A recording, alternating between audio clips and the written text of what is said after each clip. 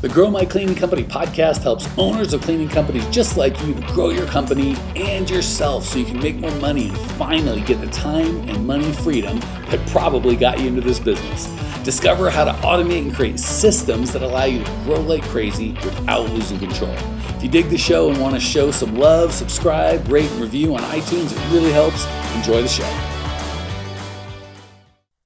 Hey, Cleaning Nation, Mike Campion here with my friend and certainly a Cleaning Nation favorite, Suzanne Bandick.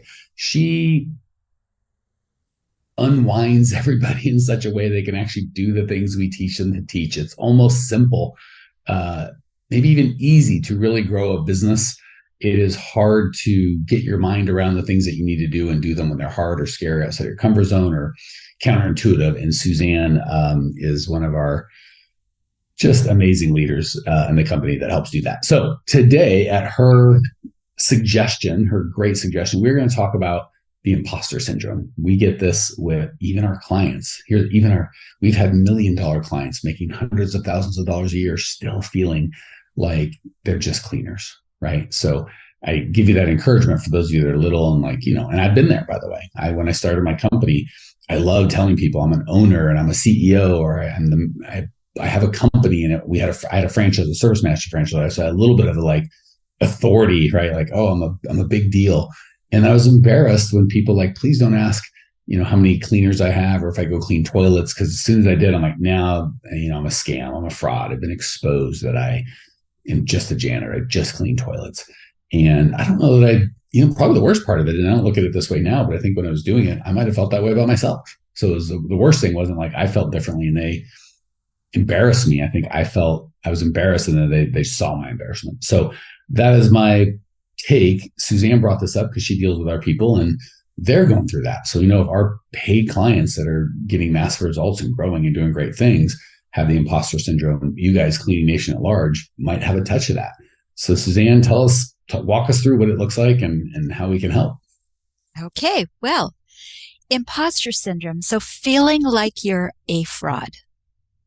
Let's delve into, let's make sure that some of our listeners who may be feeling this really know, yes, this is me. Okay. It's the self-doubt, and we doubt our intellect. We can doubt our skills. We can doubt our accomplishments.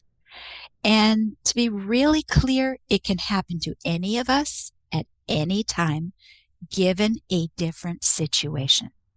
You may feel like super mom or super dad, but when it comes to business, you can feel an imposter syndrome. But guess what?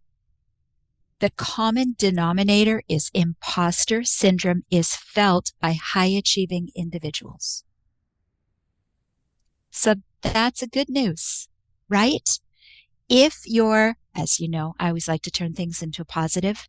If you ever feel like an imposter, it means you are a high-achieving individual. And that's always a good thing. That's true. It's frustrating from the coach's side when some of the people I see desperately need help and are struggling and know they're struggling. I wish they have a little more imposter syndrome. They have this false sense of pride with nothing to back it up. They're not doing it. They're not able to do it. And they're not looking for help to do it. The people that are my favorite don't have pride and they're so committed to winning, they'll do anything. And that's what they want. And they have enough of that. Like, maybe I don't have everything together. And again, if you're like, well, how do I know which is which? Well, are you living the life and having the business that you want? And if you are, then yeah, you've got it together for that level of business. But if you're not, maybe something could change or needs to change, if I could be so bold. Exactly. Because it's feeling like you don't deserve, you're in the wrong place, or somebody's going to expose you at any time. Mm-hmm. Right? And there's actually 4 P's to imposter syndrome. And I thought it might be very valuable to identify these. And what this is these are the things that can happen when we're trying to overperform, but we feel like we don't have what it takes. Mm.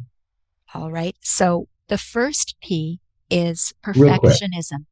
Just, I want to say, because I've owned lots of businesses in my 25 years, and I've definitely dealt with this, right? Even as a coach, that's even harder because you got to put yourself out there and be like, I know this stuff. Everyone listen to me. It's really scary.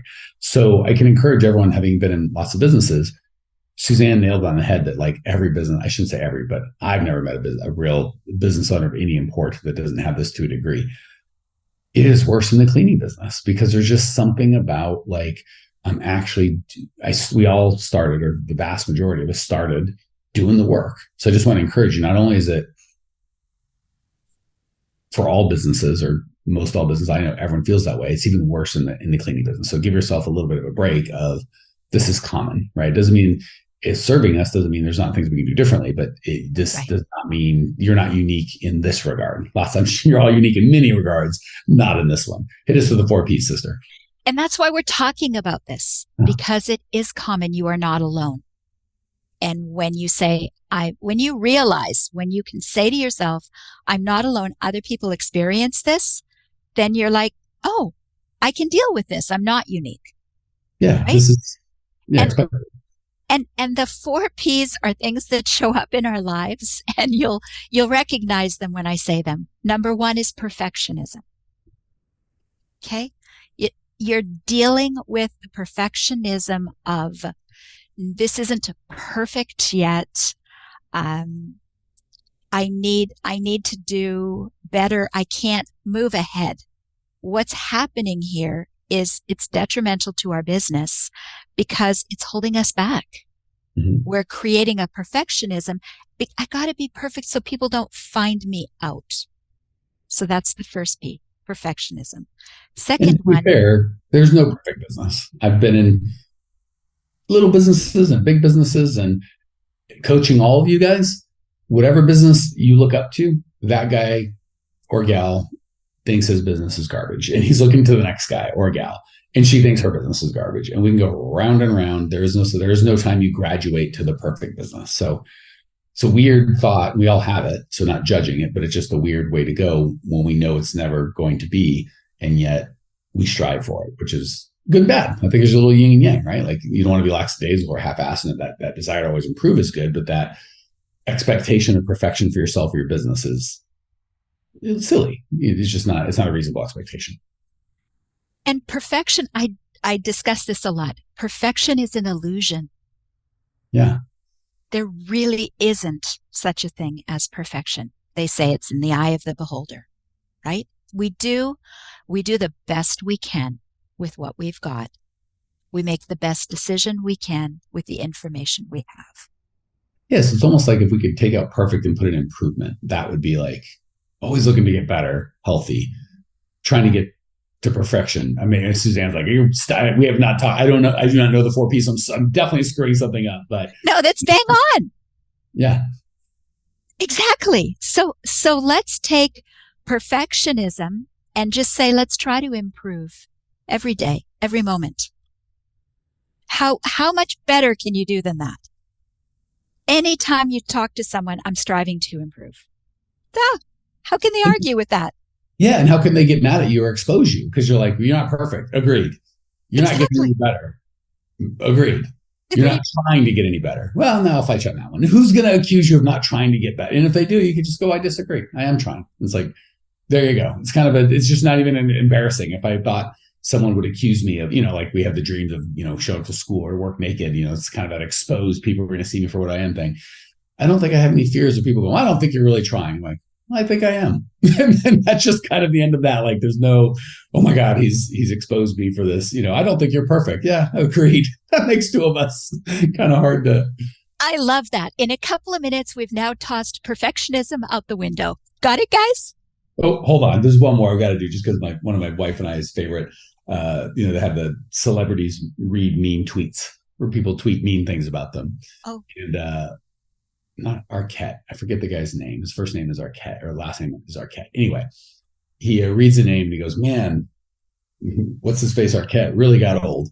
Like, that's the funny thing is people are tweeting mean things and celebrities are reading them. And he just laughs so good naturedly. And so he's like, yeah, I really did, didn't I? Like he just completely absorbed it. Like, yeah, I did get old here. And it was just such a great energy of, I think that's how we could respond when people hit you with any lack of perfection. You screwed up. You did this. You didn't do it. Just like, yeah, I really did screw that one up, didn't I? It's just that energy was so good of, he's like, you almost can't hurt him because he's like, you're old, you're an old man. Like, yeah, here we are. And you'll be old too sometime. Like, it was just complete acceptance. I loved it. Love it. Okay, second P is people pleasing. Ooh, that's a big, I'm married to one of those. Okay, and I'm going to say overly people pleasing. There's the balance. Mm-hmm. I mean, it's people who like to do nice things for people are pleasant to be around.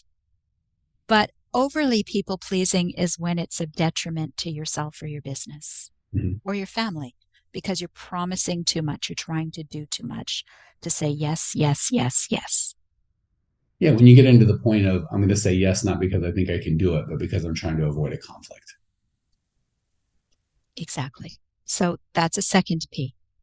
And for all the people pleasers out there, let me give you a little antidote. I learned this when I was young.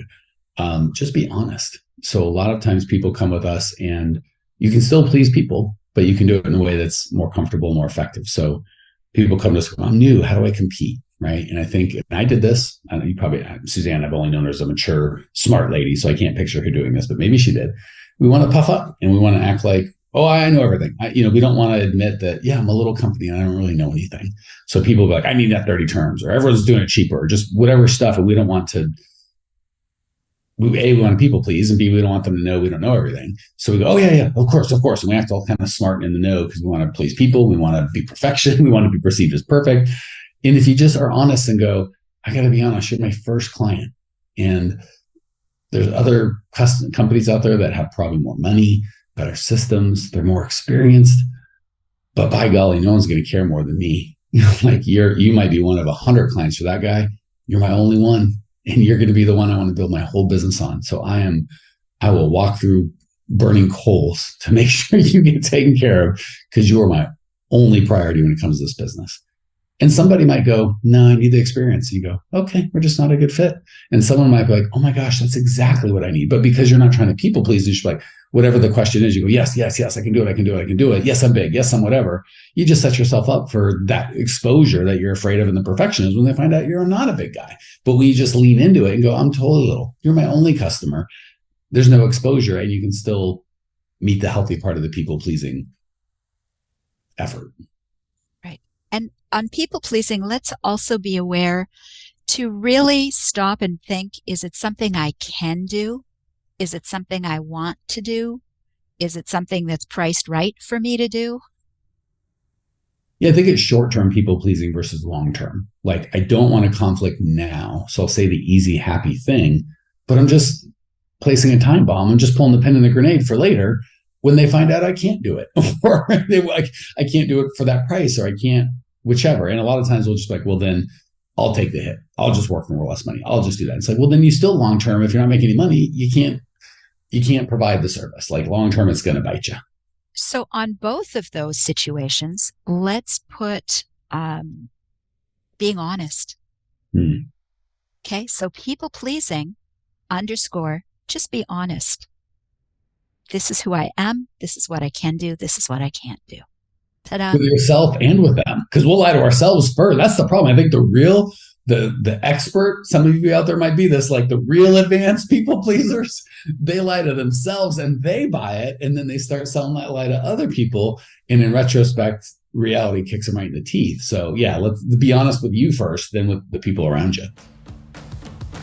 Real quick, Cleaning Nation, if you can think about how you found out about this podcast, maybe a tweet, a Facebook message, iTunes search, some sort of Instagram post, the only way we grow is word of mouth. We don't do paid ads. We don't run ads. You are it. The only ask I have is if you're getting value, share the love. However you found out about this, if it was a review or post, whatever it is, do that. Pay it forward so the next cleaning company owner can change their life as well. Back to the show. Another P that shows up is procrastination. Who's been guilty of that, folks? Not me. It's kind of tied into the whole perfectionism thing too. I think sometimes those are synonyms way more than we want to admit. We call it perfectionism because that doesn't sound so judgy. It's really procrastination. Yeah. Yeah. So it's something else that happens when we're trying to deal with imposter syndrome Mm. is we don't want to do it because we're afraid we won't do it well, we'll be found out, etc., etc. And what that, Again, oh, go sorry, go ahead. ahead. No, no, you go ahead. I was going to say, again, the best way to deal with that is to just move forward doing the best you can with the information that you have, with the Yeah, skills that you have. just give yourself permission to be like, yeah, and maybe you'll even make a bad choice or or have a temporary failure. Like, yep, did I do the best I could with the information and skills I had? Yep. Well, there you go. Everybody fails, and I got that. That was one of the failures I needed to have to get where I want to go. So one of the insidious ways this rears its head, I see all the time in the cleaning business, to just get super granular to our business, procrastination versus perfectionism, is people seem to love doing things like, I got insurance, I get my EIN number, I got registered as a small business, I got certified as this, I got a gold star from that guy. Like all the different little silly, I got my office furniture, I rented them, just all these like kind of administrative stuff because they don't want to have an actual sales call and actually offer to do actual cleaning services to an actual client because that's when they could get told no. Like when you go to get your EIN or form a corporation or all the, and I'm not saying you shouldn't have workers' compensation, all this stuff, right? Like these are all fine, but there's really no risk. I give you money, you give me insurance. I can feel pretty good about that. And everyone will say, he's starting a business. It's all very business-like, but nothing happens until someone makes a sale. And we're really just procrastinating, going to another human being going, because again, if we're being real honest, I'm going, do you value me, Suzanne? And when I don't think this is what it means, but we hear, when I say, I don't say, do you value me as a human? I say, can I clean your building for X amount of dollars per month? And Suzanne says, no. We hear that as, I don't value as a person. Other people are smarter and better. So like the easiest way not to get that no is I'll just deal with my workers' compensation insurance. That guy will take my money and say yes every time. Note to everyone who deals with what Mike just said, please separate yourself from your business. Oh, that's a writer down, kids. I'm going to repeat it. Please separate. Well, I'm going to say even stronger. You are not your business. That's the truth. So Suzanne's feedback or encouragement, separate yourself from your business, is really just an outpouring of the truth that you are not your business. You can be an amazing human being with a struggling business that's only failed when you decide it fails. And we can all admit we've seen some pretty spectacular businesses with some pretty flawed and terrible human beings. So 1,000%, I think that one statement Suzanne says has its tentacles wrapped up in all of this because we have our identity with our business and they're not the same thing. However, when you've got a strong identity as a person and you know you value, even take the things in your personal life that you value, that you feel I'm good at, I'm kind, I'm caring. We attract a lot of people who are very kind, very caring. Thus, the people-pleasing aspect that we often deal with. Your kind, caring personality is going to carry forward to success in your business. Even if one person says no, it's okay because your kind, caring personality, whatever attributes you attribute to yourself, will carry you through and help your business succeed. Okay, but I want to discuss the fourth P just really quick because then I have something that I think will help everyone. Beautiful. The fourth P is actually kind of a culmination of all of this. It's actually paralysis. Okay, it's not I think the first three P's, procrastination. I think the first three P's are some of the causes and the cumulative effects of we do not think paralysis. Okay. So I think we can all agree that number one, we all go through this at different stages with different things. Number two, when we do feel the imposter syndrome and we let any of these four P's challenge us, we get caught up in that web. It does not serve our business. It's detrimental and it's going to hold us back. Can we agree on that? Perfect. Okay, so I have two things kind of simple, but you need to focus on them to do that will help with imposter syndrome. And number one is something I've talked a little bit about before. It's focusing on the gain, not the gap. Okay. Mm-hmm. Let me detail a picture here. You're standing in a specific place and time, a specific spot, and you are looking towards a future. And your future has all your goals in your bright, beautiful imagination vision. And you look at that, and if you stand in the gap, if you focus on the gap, you're in imposter syndrome because I'm not good enough. I've failed at something. I don't know how to get there. I may not be good enough. I may never get there. You're standing in the gap. Would we all agree that that doesn't serve us? There's so many tropes on TV where the guy is climbing the high building and like, don't look down, don't look down. And he's super confident everything's fine. He looks down, he sees the gap and he freaks the heck out and either falls or freezes. So where you focus on is where you're going to get. And if you look at the gap of where you're not, that is where you shall remain. And if you stick in the gap, you'll always feel like an imposter. Now, would you like to feel more confident? Let's focus on the gain. Thank you. Good job, Mike. He answered correctly. So focusing on the gain, the only way we can do that is to stand where we are and look backwards. Mm. We want to focus and celebrate our accomplishments. Everybody that's listening to this has a business that started from somewhere, right? It doesn't matter. You started it from scratch. You inherited it. You're bringing it forward. You have successes in your past. You got it from point A to where you are now. Hello? You've got some customers. You've made some decisions. You've got some money. You've had success. If you can focus on the gain and your past successes, it will propel you much more easily to where you want to go. That goal. Just for some of you, and again, most of our clients are moving, got 6-figure businesses. We're helping them get 7 figures. But there's some of you listeners out there that are just starting. So even if you look at younger you, right? So that you can still have had, you almost certainly have had growth. So I wish I had more examples off the tip of my tongue, but so many business owners, I would say just about every business owner, if you got to pick the moment in time that you were looking at, you could characterize any business owner as a success or a failure. So all Suzanne is saying, if I'm understanding her properly, is where are you going to focus? So if you've had some successes, look back over that. And if you feel like you haven't had any, you're still further ahead than you were before, and you're still far further ahead there. I guarantee you, everyone listening to this is someone wishes they had your cell phone, or if you've got more than one set of clothes in your closet, or if you've got a healthy body, or if you've got family that's healthy. Like, you can go on the business side, but even on the personal side, there's somebody that would kill to have your life. And we take it for granted every day.